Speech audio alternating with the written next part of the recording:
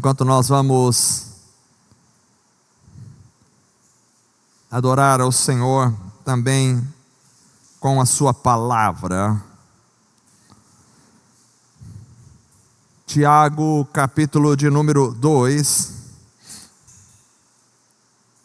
nós vamos ler o verso de número 23.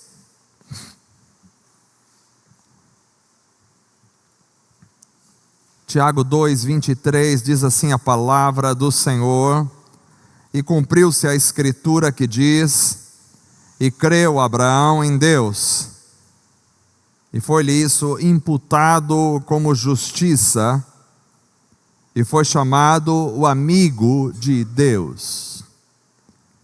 E cumpriu-se a escritura que diz, e creu Abraão em Deus, e foi-lhe isso imputado como justiça, e foi chamado amigo de Deus. Amém. Vamos orar mais uma vez. Eu quero lembrar nesta oração do André, filhinho do Murilo, que toca com a gente aqui, não está muito bem. Vamos orar por ele. Vamos orar também pela Viviane, esposa do Willamy, não está passando muito bem. Gostaríamos de orar por ela neste momento. Os demais irmãos que também têm alguma enfermidade podem colocar diante do Senhor. Quero agradecer aos irmãos que oraram por mim. Não consegui pregar na semana passada, mas já estou recuperado, graças a Deus. Vamos orar. Senhor Deus, muito obrigado, Senhor, pela Tua palavra maravilhosa. Tua palavra é linda, poderosa, eficaz, grandiosa. Tua palavra, Senhor, vem para nos sustentar, vem para nos corrigir, vem para nos ensinar, vem para, ó Deus, nos admoestar, vem para nos guiar, ó Pai. E nós queremos, Senhor, ouvir a Tua palavra, mas não apenas ser ouvintes da Tua palavra, precisamos ser praticantes da Tua palavra, como o Senhor Jesus nos ensinou a praticar a palavra. Que os Teus ensinamentos, ó Cristo, a Tua palavra, Senhor, venha a ser praticada no meio da igreja. Queremos, ó Deus, orar e interceder esta noite pela vida do André, Senhor, filho do Murilo. Estenda as Tuas mãos sobre ele para curá-lo de toda a enfermidade. O Senhor sabe, ó Deus, o que acontece. O Senhor é poderoso. E o Senhor Jesus levou sobre si as nossas dores, as nossas enfermidades, o nosso castigo, e nós oramos em nome de Jesus, intercedemos pela vida do André, também oramos pela vida da Viviane, ó Pai. Colocamos a Tua filha nas Tuas mãos, Senhor, e pedimos que o Senhor guarde ela, que o Senhor toque naquela vida, que o Senhor a abençoe, que o Senhor a fortaleça, que o Senhor restaure a saúde dela, ó Pai.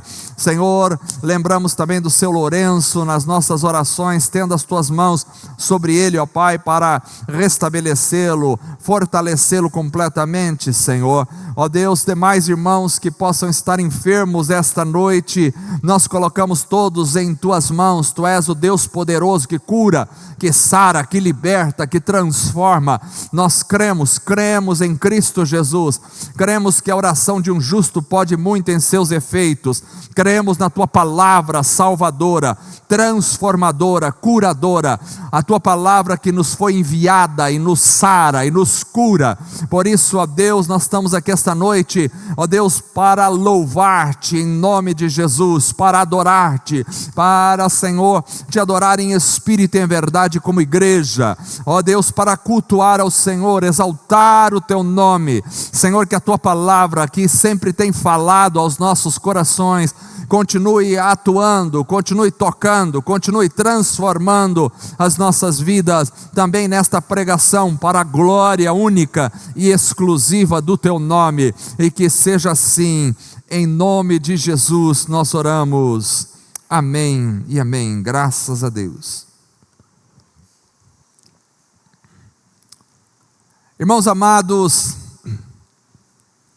na última mensagem que eu preguei, domingo passado, foi o irmão Marcos, pastor Marcos pregou uma mensagem belíssima, e no domingo anterior eu comecei a falar sobre os princípios da vida cristã, como as mensagens às vezes se tornam um pouco extensas por causa do tema, que é amplo demais. Às vezes eu gosto de dividir em 2 ou 3 partes ou mais. E pregamos então sobre alguns princípios da vida cristã baseado na vida de Abraão. Nós lemos o texto hoje, o mesmo texto que lemos naquela mensagem, onde o texto relata que Abraão foi chamado amigo de Deus. Amigo de Deus. E embora ele tenha vivido antes de Cristo, ele recebe esse título, amigo, e que privilégio, que homem privilegiado, ser chamado amigo de Deus. Você pode ser chamado amigo de um presidente da república, de um rei, de um imperador, de um homem importante na sociedade, mas isso nada significa quando comparado a ser amigo de Deus, o Criador dos céus e da terra. Abraão é chamado amigo de Deus, assim como Jesus chama seus discípulos. Em João capítulo 15, verso 15, Jesus disse: já não vos chamei servos, porque o servo não sabe o que faz o seu senhor, mas tenho-vos chamado amigos, porque tudo quanto ouvi de meu Pai, eu vos tenho feito conhecer. Então Jesus chama os seus discípulos de seus amigos. Nós temos esse privilégio de receber o mesmo título que Abraão, de amigos de Deus.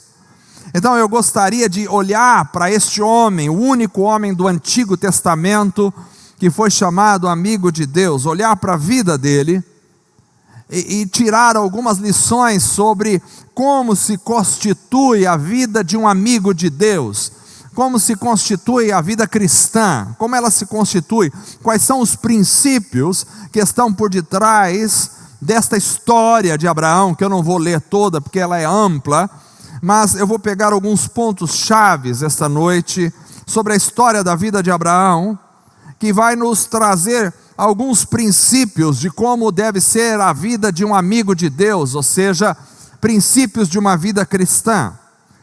Na mensagem anterior nós vimos que o primeiro princípio da vida cristã é responder afirmativamente ao chamado de Deus. Lembra que nós utilizamos aquele texto quando Deus chama Abraão em Gênesis capítulo 12, Abraão, sai-te da tua terra e da tua parentela e da casa do teu pai e vai para uma terra que eu te mostrarei.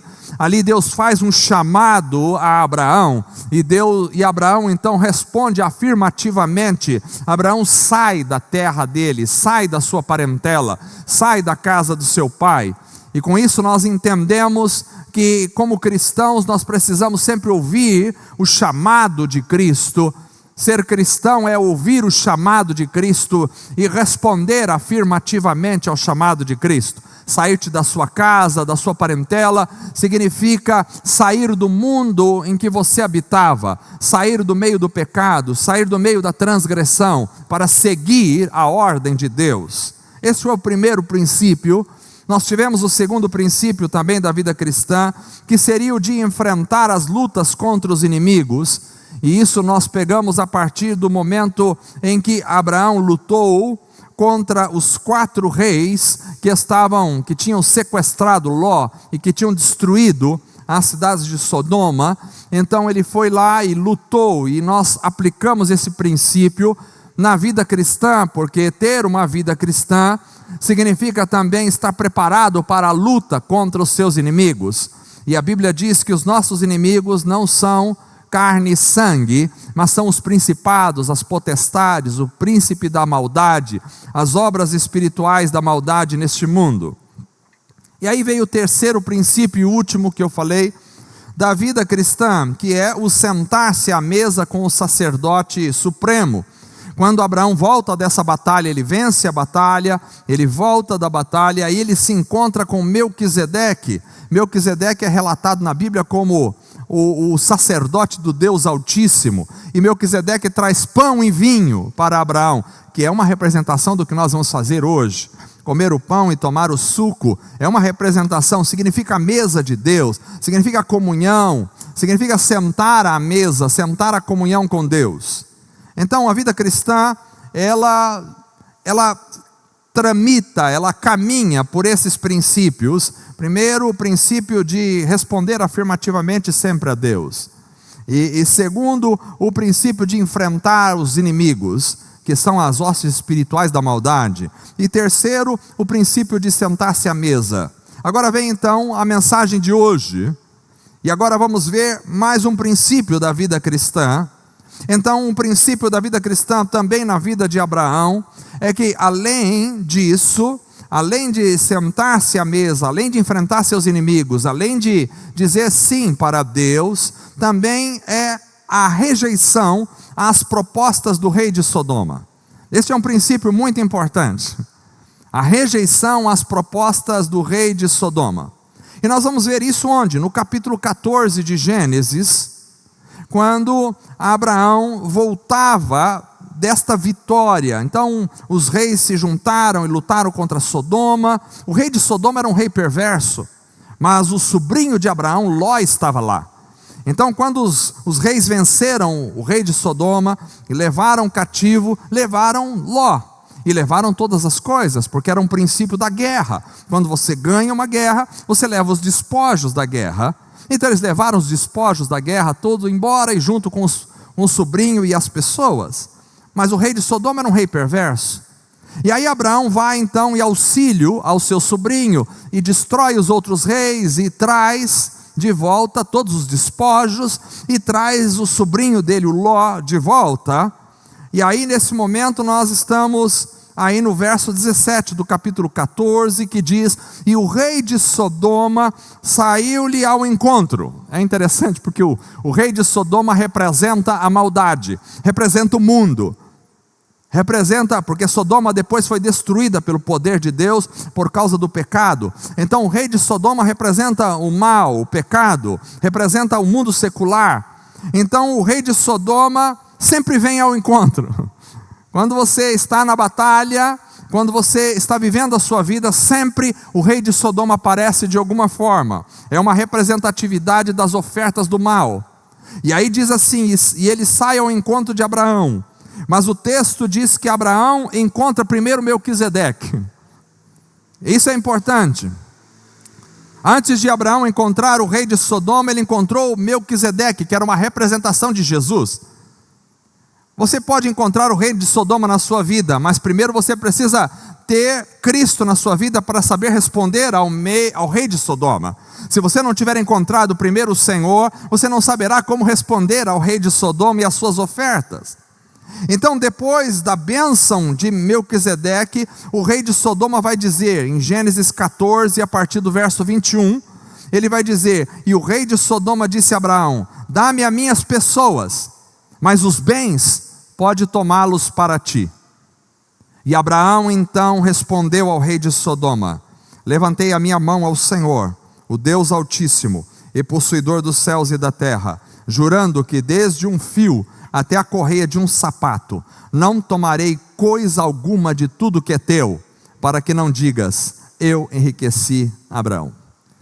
Isso é um princípio absolutamente importante na vida de Abraão. Abraão não estava interessado em coisas, ele não estava preocupado com coisas, ele não estava atrás da materialidade das coisas, ele não estava preocupado com riquezas. Ora, imaginem que Sodoma era uma cidade riquíssima, era uma cidade muito bem fortificada, era uma cidade grande. Os reis que foram lá e destruíram Sodoma e os outros reis levaram os despojos todo embora. Imagine quanto tinha de ouro, quanto tinha de coisas preciosas. Abraão foi lá e arrancou tudo da mão desses reis e trouxe de volta. E o rei de Sodoma diz: bom, só me dá as pessoas, eu dou a você todas as coisas, pode ficar com toda a riqueza. Mas Abraão não era do tipo de pessoa que se encantava por riquezas. Ele disse: eu não quero nem a correia de um sapato da tua mão. Ele sabia quem o sustentava, e quem o sustentava era Deus. Esse é um princípio importante. Rejeitar a proposta do rei de Sodoma. Era direito de Abraão ficar com as coisas, ele tinha ganhado a guerra, ele poderia ficar com os despojos, era uma lei da época, era o direito dele. Mas às vezes O seu direito precisa ser rejeitado. Aliás, o evangelho é isso: rejeitar até aquilo que você tem de direito. Abrir mão do seu direito. A gente não gosta muito de abrir mão dos nossos direitos. Via de regra, a gente não gosta. É difícil abrir mão dos direitos. É difícil quando a gente tem direito sobre uma coisa, mas mesmo assim Deus diz: abra mão disso, abra mão. Por isso Jesus disse: se alguém quer vir após mim, negue-se a si mesmo. Negar-se a si mesmo é dizer não para si mesmo. Às vezes é meu direito alguma coisa, mas não é bom para mim. Nem todos os seus direitos são bons para você. Nem todos são bons para você. Nem todos os seus direitos te edificam.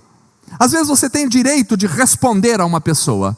Às vezes você tem direito de tirar as coisas em pratos limpos. Às vezes você tem direito de ir lá e prejudicar uma pessoa porque ela prejudicou você. Você tem esse direito. Às vezes você tem o direito de falar alguma coisa para alguém. Às vezes você tem o direito de receber uma proposta de emprego excepcional, que vai deixar você rico, que vai deixar você com muito dinheiro, igual acontecia com Abraão naquele momento. Você às vezes tem o direito, é seu direito. E aí às vezes no nosso direito a gente não consulta Deus. A gente pensa assim: bom, se chegou até mim essa proposta tão milionária, só pode ser de Deus. O diabo não ia me dar isso. Cuidado, cuidado. Isso aqui ensina que você precisa, e eu precisamos, todos nós, sempre consultar a Deus, olhar para Deus. O que é que Deus está dizendo? Não é porque veio uma proposta para você irrecusável, que você deve então aceitá-la. Não é por isso. Porque às vezes vem propostas de enriquecimento, de coisas que você até mesmo estava querendo, você estava precisando. Saiba que as ofertas de Satanás geralmente vêm nas coisas que você mais estava precisando. Jesus estava jejuando 40 dias e 40 noites, de repente teve fome, e Satanás chegou. Quem está com fome tem direito de comer. Satanás chegou e disse: transforma essas pedras em pães e come. E Jesus disse: nem só de pão viverá o homem, mas de toda a palavra que sai da boca de Deus. Ele rejeita a oferta de Satanás. Depois Satanás vem e diz para ele: olha aqui os reinos deste mundo, tudo isso te darei, se prostrado me adorares. Jesus diz para Satanás: vai-te, Satanás, só o Senhor teu Deus adorarás, só a Ele servirás. Então às vezes vem propostas para mim e para você. Sabe como é que a gente consegue rejeitar essas propostas? Como é que a gente consegue ter discernimento de quais propostas vêm de Deus e de quais propostas não vêm de Deus? Quando a gente tem o hábito de estar na comunhão com Melquisedeque. Quando a gente tem o hábito de estar à mesa com o Senhor. Quando a gente tem o hábito de ouvir a palavra de Deus, de se alimentar da palavra de Deus, de orar, de buscar o Senhor. Então a gente vai se tornando sensível à presença de Deus, sensível às vozes que a gente escuta. Nem toda voz é voz de Deus. O inimigo é muito astuto. O texto de Atos dos Apóstolos diz que o apóstolo Paulo estava pregando o evangelho numa cidade, e ele caminhava pregando o evangelho, e estava caminhando, e vinha uma mulher atrás, e essa mulher começava a elogiar ele, dizendo: esses homens são servos do Deus Altíssimo, e falava coisas aparentemente belas sobre ele. Mas o apóstolo Paulo andava com Deus. Ele teve um discernimento que aquela voz, embora as coisas que ela estivesse falando não estavam erradas, mas aquela voz não vinha de Deus, vinha do inferno. Ele vira para trás e repreende Satanás, e o diabo sai da vida daquela mulher. Jesus estava conversando com os discípulos e de repente disse: olha, eu vou precisar subir a Jerusalém e morrer. E Pedro traz uma voz piedosa. Ele diz assim: Senhor, tenha misericórdia de você mesmo, não vai para a cruz não vai morrer, Senhor, tem misericórdia, pensa em você mesmo, tem misericórdia de ti. E Jesus disse: para trás de mim, Satanás. A gente precisa estar ligado às vozes que chegam e às ofertas que chegam a gente. Nem toda oferta que vem para você é de Deus. Precisa estar em comunhão com o Espírito Santo. Como é que eu sei? Você precisa estar com os joelhos dobrados diante do Senhor. Não é pela sua intelectualidade, não é pela sua capacidade cultural que você vai discernir o que é de Deus do que não é de Deus. É na comunhão. O discernimento é algo espiritual, é na comunhão. Pela intelectualidade, o diabo solapa qualquer um, porque ele vive com o homem há mais de 5, 10 mil anos. Então ele conhece muito bem o homem, 5, 6, 7 mil anos. Sabe lá quantos anos tem o homem nessa terra. Satanás conhece o homem. Então não é pelo falar, não é por verbalizar, pela intelectualidade que você consegue derrubar ele, é pelo Espírito, é O discernimento espiritual é o que nós precisamos. Então Abraão tem um discernimento ali. E por mais que pareçam viáveis do ponto de vista financeiro, Sodoma deve ser rejeitado. Quantas vezes você recebe proposta de Sodoma? Quantas vezes você recebe presentes de Sodoma? Quantas vezes você recebe conselhos de Sodoma? Sabe aquele conselho daquele amigo que vem e fala: larga de ser bobo, você não é assim, você pode fazer aquilo, não, você tem esse direito também, não, larga de ser besta, não seja assim. Sabe aquele conselho que vem? Nem todo o conselho é de Deus. Nem todo o conselho. Aquele que é amigo de Deus não aceita o que vem de Sodoma, porque ele já esteve à mesa com Melquisedeque. É infinitamente melhor o pão e o vinho de Melquisedeque do que as riquezas de Sodoma. É muito melhor estar aqui com os irmãos, comendo o pão e o vinho na mesa do Senhor, do que estar em qualquer outro lugar nessa terra. É muito melhor estar aqui. É muito melhor a comunhão do culto, do relacionamento entre os irmãos, do que a cama quentinha em casa à noite. É muito melhor. É muito melhor nós estarmos juntos. Então precisamos aprender a discernir as coisas. Este é um ponto principal da vida cristã, ter discernimento. Depois, outro princípio da vida cristã também é o princípio de estabelecer uma caminhada com Deus. Uma caminhada com Deus. Caminhada. É interessante porque em Gênesis capítulo 17, verso 1, diz assim: sendo pois Abraão da idade de 99 anos. Uau! 99 anos? 99? Está certo o texto, está certo. Sendo Abraão da idade de 99 anos, apareceu o Senhor a Abraão e disse-lhe: eu sou o Senhor Todo-Poderoso, anda na minha presença e ser perfeito. Uau! Anda na minha presença e ser perfeito. Um homem com 99 anos anda na minha presença. Deus chama Abraão para estabelecer uma caminhada com ele. Anda na minha presença. A nossa chamada é para sair, para andar com Deus. De vez em quando eu assisto algumas coisas na internet, e estava vendo um debate de um judeu com um pastor, e esse judeu dizia assim: bom, o que é que vai resolver para uma pessoa crer em Jesus? A menina que está lá em tal lugar na favela, ou fazendo isso ou aquilo, que crer em Jesus vai mudar na vida dela? O que dizer eu creio em Jesus vai mudar na vida da pessoa, do operário que está lá trabalhando numa fábrica, que tem que acordar 4 horas da manhã, que tem que pegar o metrô, o ônibus? O que isso vai mudar?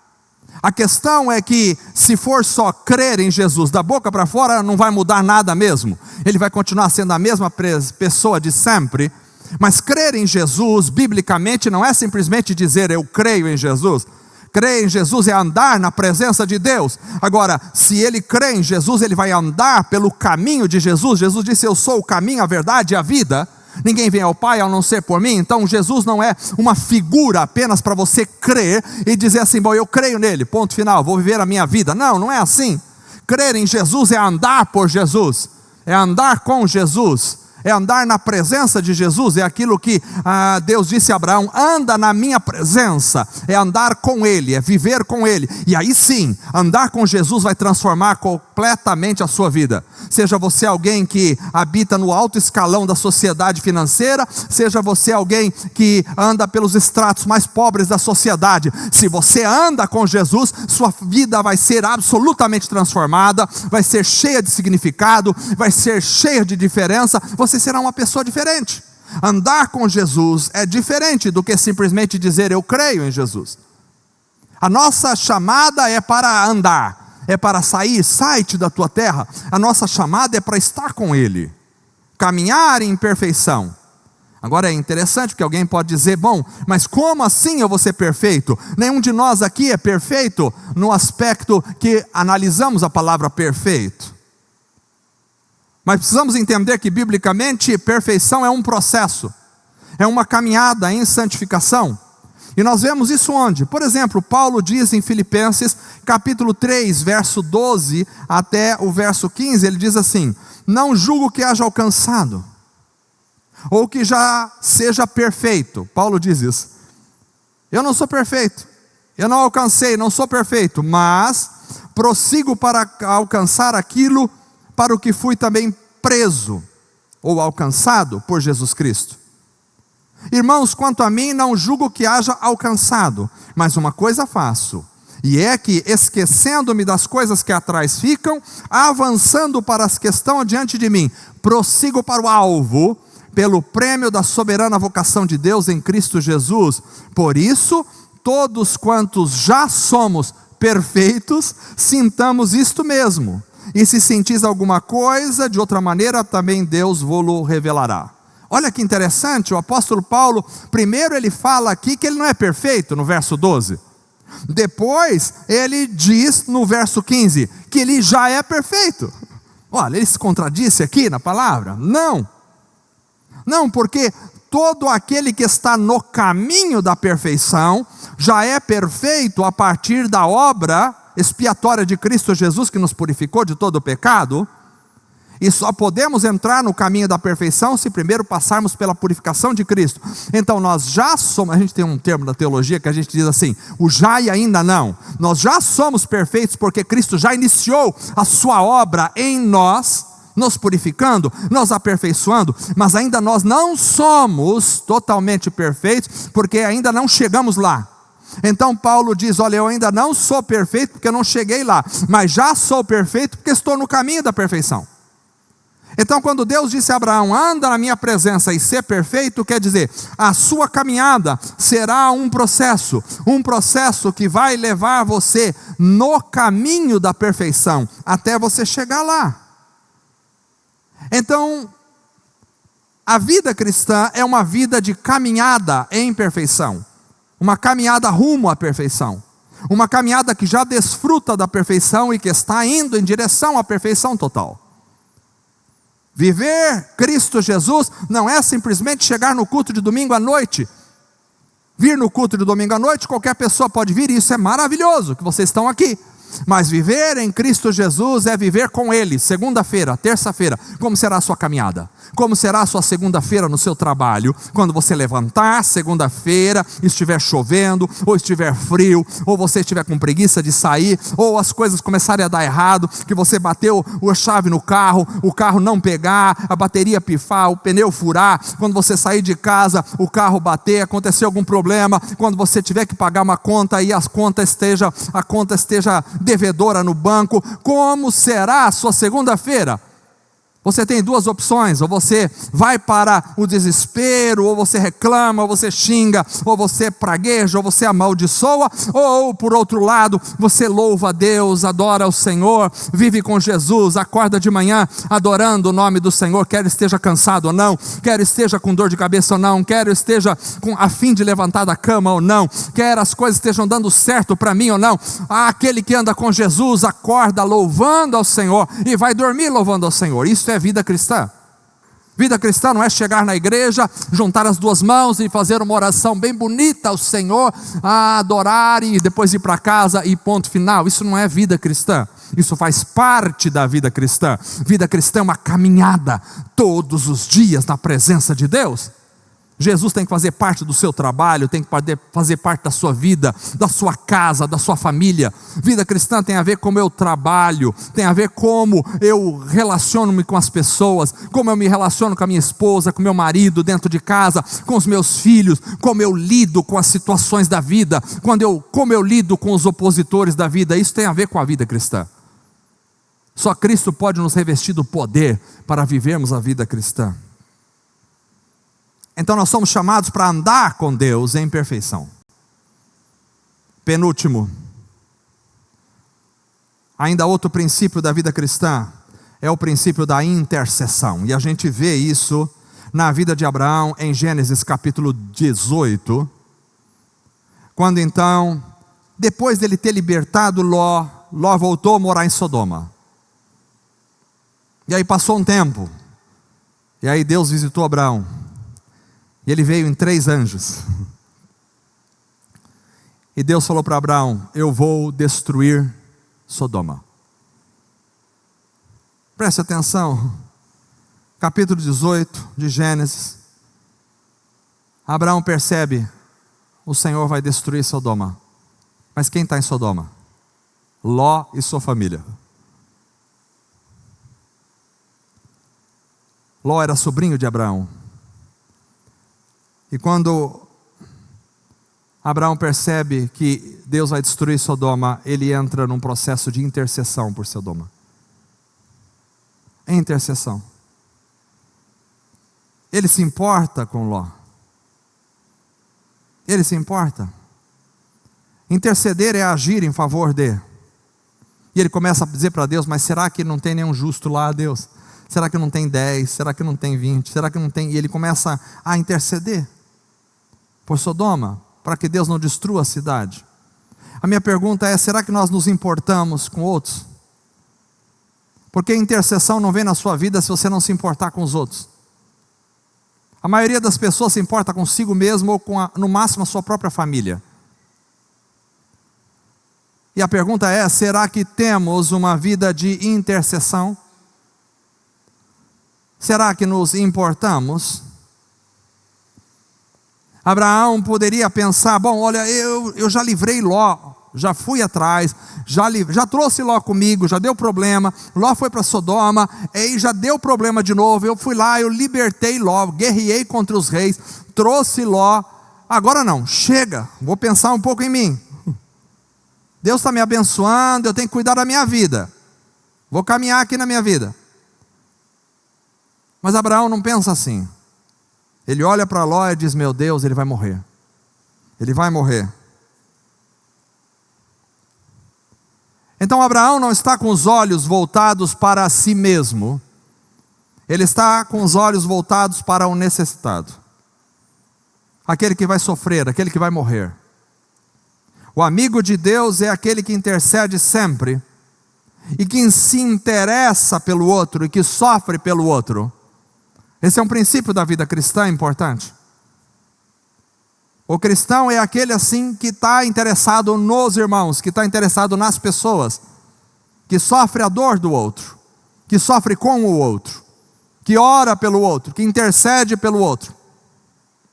É interessante o livro de Jó mostra o sofrimento de Jó. Jó era um homem que servia a Deus, vocês sabem a história de Jó, e de repente o diabo foi lá e falou com Deus sobre Jó, bom, e tirou tudo que Jó tinha, Deus permitiu, e Jó ficou sem nada, e vieram os amigos de Jó, mas esses amigos de Jó mais o criticaram do que outra coisa,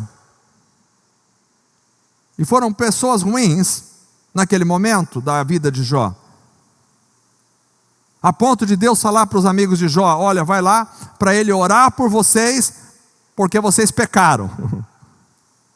E Jó estava numa situação terrível, mas o texto do livro de Jó diz no capítulo 42, final do capítulo de Jó, do livro de Jó, diz assim, que quando, preste atenção, Jó tinha perdido os filhos, Jó tinha perdido a saúde, Jó tinha perdido o dinheiro, Jó tinha perdido tudo. E diz o texto aqui, assim, que quando Jó estava orando pelos seus amigos, Deus reverteu o quadro de Jó. Irmãos, esse é um segredo para todos nós.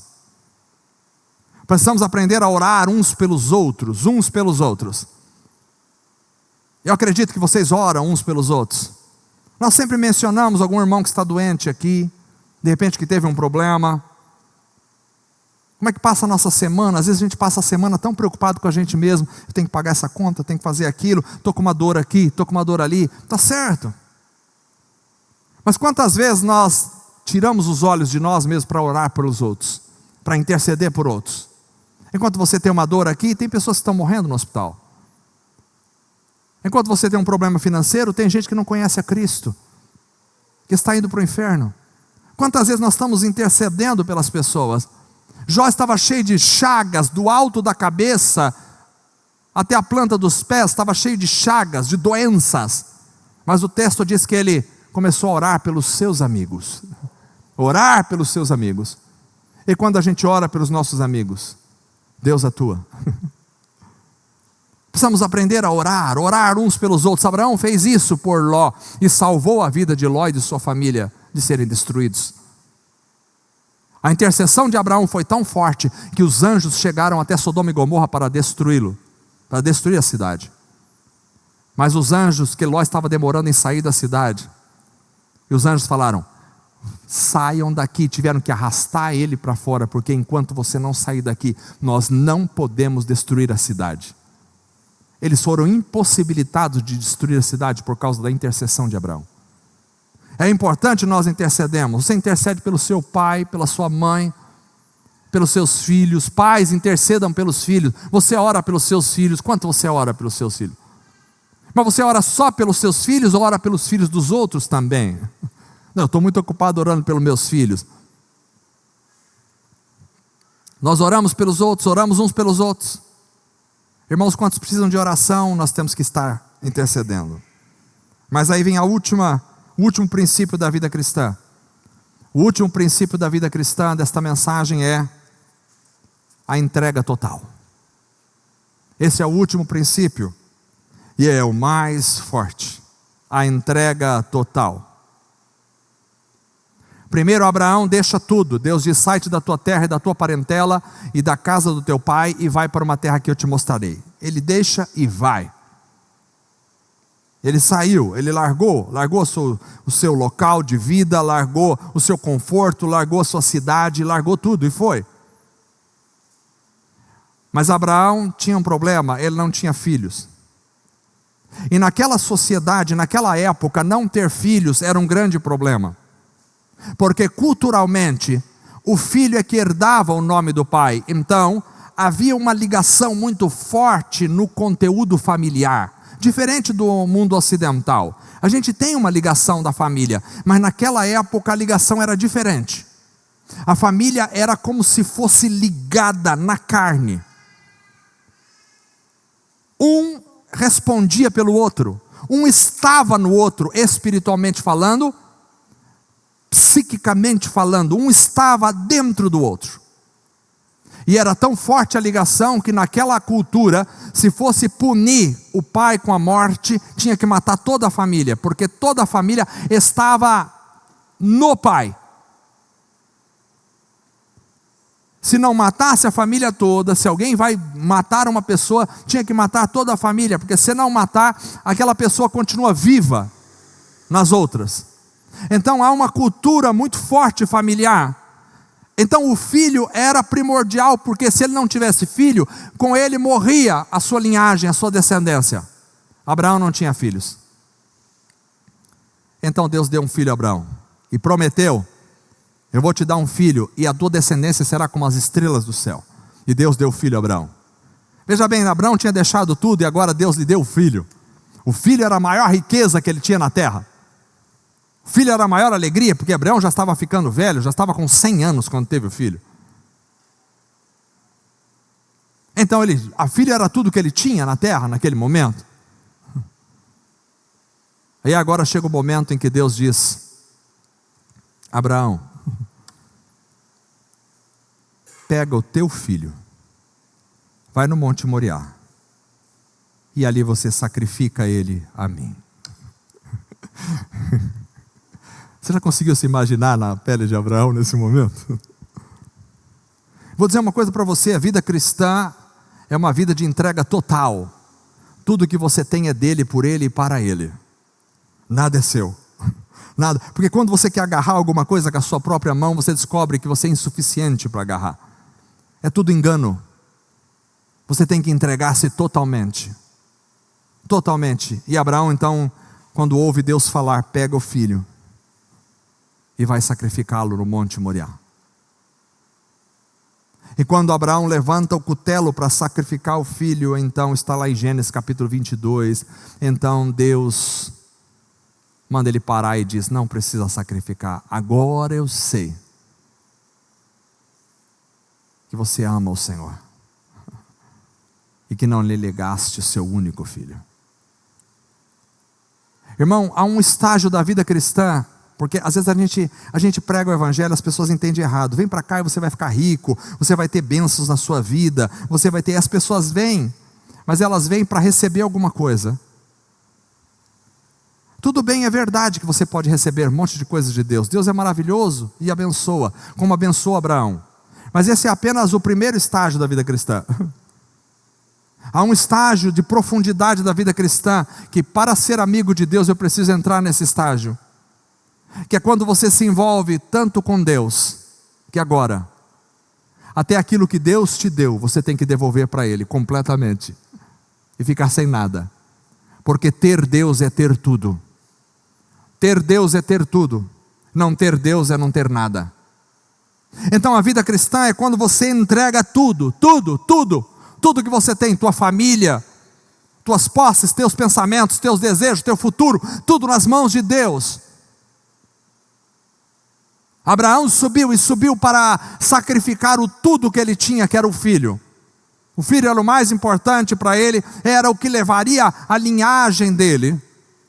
Ele sobe para sacrificar o filho, ele entrega até aquilo que Deus te deu. Você está disposto a entregar aquilo que Deus te deu? Tem gente que diz: Deus me abençoou um monte. Que bênção! Deus está me abençoando. Estou tendo casas, estou tendo carro, estou vendendo, estou fazendo isso, estou fazendo aquilo, fui muito abençoado, amém. E agora, você está disposto a entregar tudo na mão de Deus? Você já entregou seu filho nas mãos de Deus? Já entregou sua casa, sua família? Não entregar apenas de lábios, entregar de coração, de alma. Entregar tudo. Sabe por quê? Porque a vida cristã é uma vida em que fica você e Deus. Por isso que nós chamamos de morte para o mundo. Na morte você entrega tudo. Você pode querer um monte de coisa, mas na morte não tem como, você tem que entregar tudo. Ninguém fica com nada na morte. Não é verdade? Quando vai para o sepulcro, quando estamos ali num velório, a gente vê a pessoa pode ser a mais rica possível, pode ser a mais bela possível, pode ter o cabelo mais lindo possível, pode ter cabelo, pode ter qualquer outra coisa, pode ter grande família, mas no momento da morte ela entregou tudo, ela não vai nada, nem a roupa do corpo ela leva, porque se você desenterrar ela depois de 2, 3 meses, a roupa está lá. Ela não levou a roupa, ela não consegue nem levar a roupa.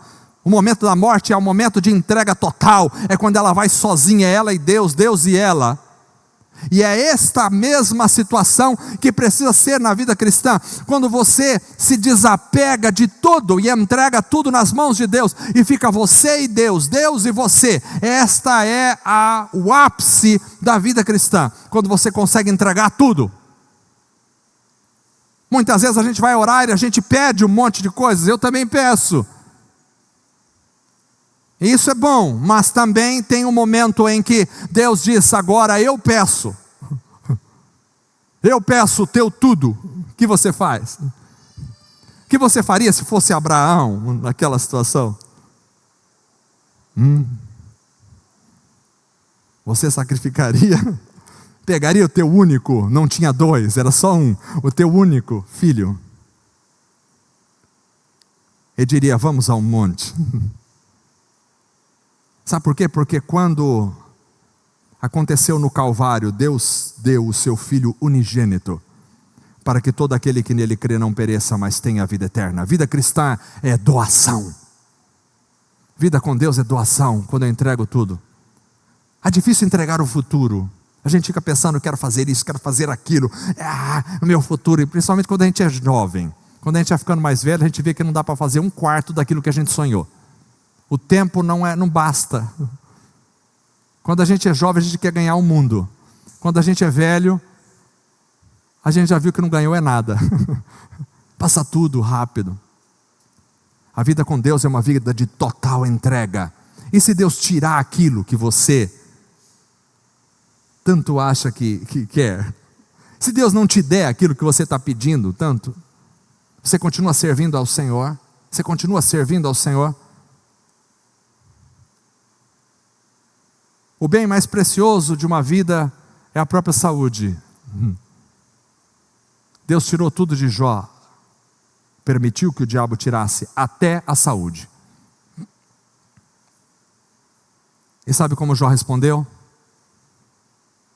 Nu saí do ventre da minha mãe, nu voltarei para lá. Deus deu, Deus tirou. Bendito seja o Senhor. Ainda que Ele me mate, nele esperarei. Aleluia.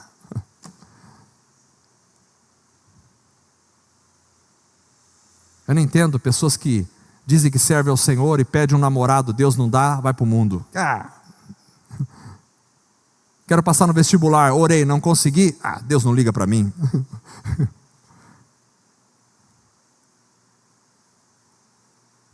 Queria comprar uma casa, não deu certo, Deus não existe. Misericórdia. Nós não estamos aqui para ser enriquecidos por Deus. Nós já somos enriquecidos de ter Deus.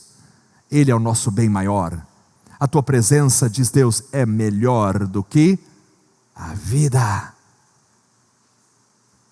A tua presença é melhor do que a vida, Senhor. É melhor do que a vida. Você pode acordar amanhã sem ter um dinheiro para pagar a sua conta, mas se você tiver Deus, você tem mais do que a tua vida. Você pode acordar amanhã sem ter condições de fazer algumas coisas que você gostaria de fazer, ou pode acordar até com uma dor extra na tua vida, no teu corpo físico.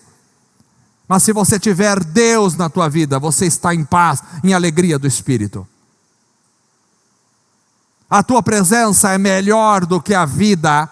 Sabe qual é o problema da maioria das pessoas? É que eles preferem a vida do que a presença. Quando você prefere a vida do que a presença de Deus, você corre atrás das coisas e nada, nunca está satisfeito, nunca está satisfeito. Se come bem hoje, amanhã pode ser que não coma tão bem, então eu tenho que comer melhor amanhã. Se tem alguma coisa hoje, amanhã eu quero 2, 3, nunca está satisfeito. São pessoas insaciáveis, porque a Bíblia diz que quem ama o dinheiro nunca se fartará dele, mas quando você tem a presença de Deus na sua vida, com coisas ou sem coisas, você está bem. Com saúde ou sem saúde, você está com Deus. Com aprovação das pessoas ou sem aprovação das pessoas, você está com Jesus. E isso te basta. Paulo, a minha graça te basta. Paulo orou 3 vezes para Deus tirar um espinho na carne. E Deus disse para ele: a minha graça te basta. A minha pergunta essa noite é: a graça basta para você, meu irmão? A graça basta? Pastor, o que você vai oferecer na igreja? Nada. Apenas a verdade do Evangelho. Te basta? Te basta? Você pode olhar aqui e falar: mas nós não temos um coral de 178 mil vozes? Nós não temos uma orquestra absolutamente impactante? Nós não temos uma congregação de 20 mil pessoas? Nós não temos 328.427 ministérios?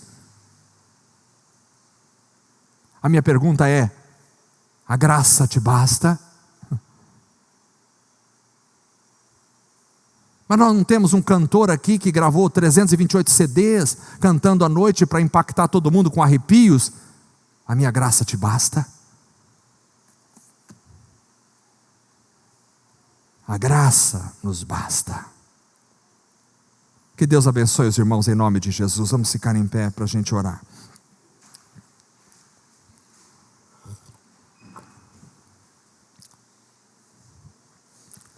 Vocês entenderam essa mensagem, irmãos? Os princípios da vida cristã precisam estar no nosso coração, enraizado.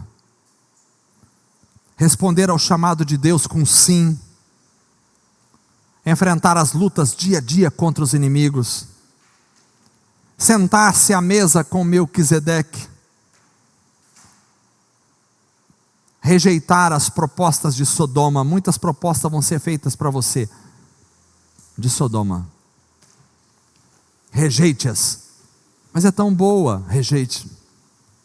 Mas vai me trazer tanto benefício, rejeite. Mas é meu direito, rejeite. Abra mão do seu direito.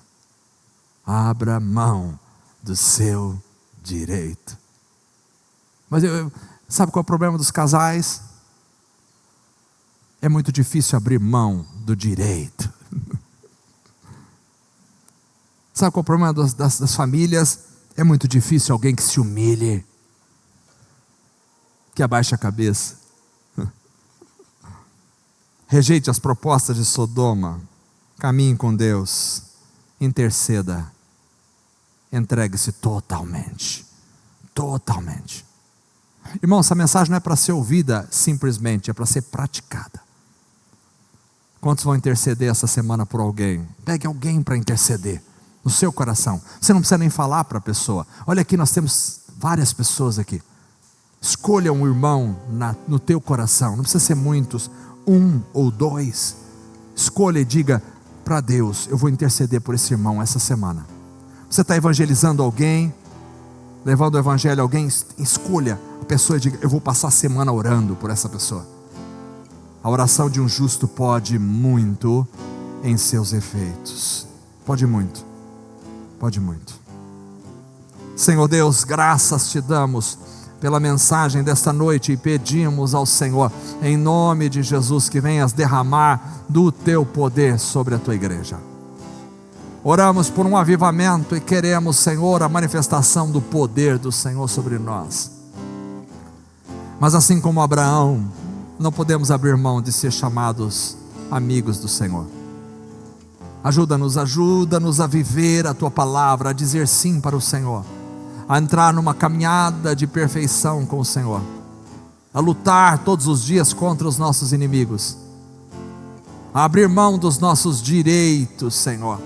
Ajuda-nos a rejeitar as ofertas de Sodoma sobre a nossa vida. Ajuda-nos, Senhor. Ajuda-nos a estar aos teus pés. Coloca em nós um coração de intercessor, de alguém que ora, que intercede, que busca. Ajuda-nos a amar os nossos irmãos, a pensar nos Lós da vida que estão na cidade de Sodoma para serem destruídos. Ajuda-nos a interceder. Ajuda-nos, ensina-nos, inquieta o nosso coração, acorda-nos nas madrugadas, para que possamos, Senhor, inquietamente orar, interceder e buscar o Senhor. Ó Deus, mas sobretudo que possamos entregar totalmente tudo aquilo que somos ao Senhor e que temos ao Senhor.